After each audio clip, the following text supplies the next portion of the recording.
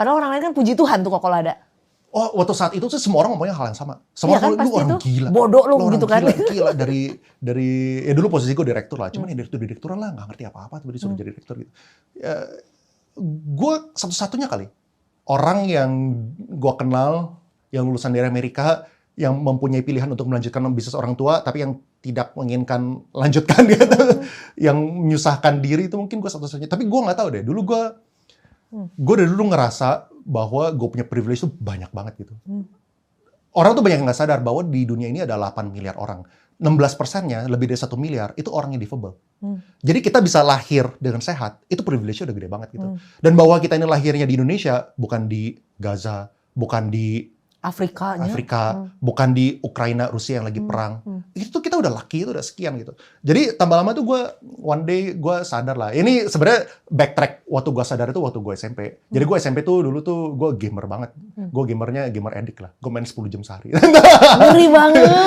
Gue gamer addict, habis itu waktu di SMP 2, gue tuh ranking bottom 5% of the school. Kayak 186 dari 192 murid.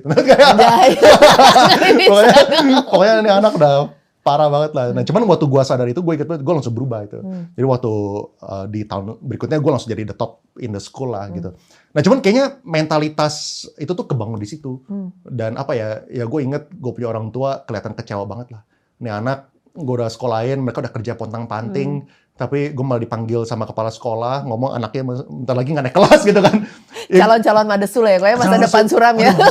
Itu gue inget kayak kekecewaan di orang tua gue lah. Dan apa ya, orang tua gue tuh terlalu baik, mereka tuh nggak marahin gue, nggak apa. Cuman gue tahu kekecewaan mereka kayak gimana. Makin merasa bersalah lagi. Makin merasa bersalah. Itu titik perubahan gue tuh. Sejak saat itu gue langsung kayak jadi idealis banget lah. Idealis banget gitu. Kayak ya very grateful lah ya. Nah, jadi tapi intinya apa? Intinya kayak makanya menurut gue, kayak tadi kan, menurut gue banyak orang yang privilege itu justru nggak jadi apa-apa. Banyak ya malah. Second gen tuh nggak jadi apa-apa. Nggak jadi apa-apa. Soalnya orang tuanya itu tuh udah yang fight dari pagi sampai malam. Anak-anak itu nggak perlu ngapa-ngapain. Mereka udah kayak 7 keturunan gitu. Cuman banyak juga yang jadinya itu nggak bisa kontribusi ke perusahaan atau nggak bisa grow perusahaannya gitu. Ya bisa aja mereka mungkin cuma terima dividen terus-terusan, ya bisa aja. Ya itu good for them lah gitu. Cuman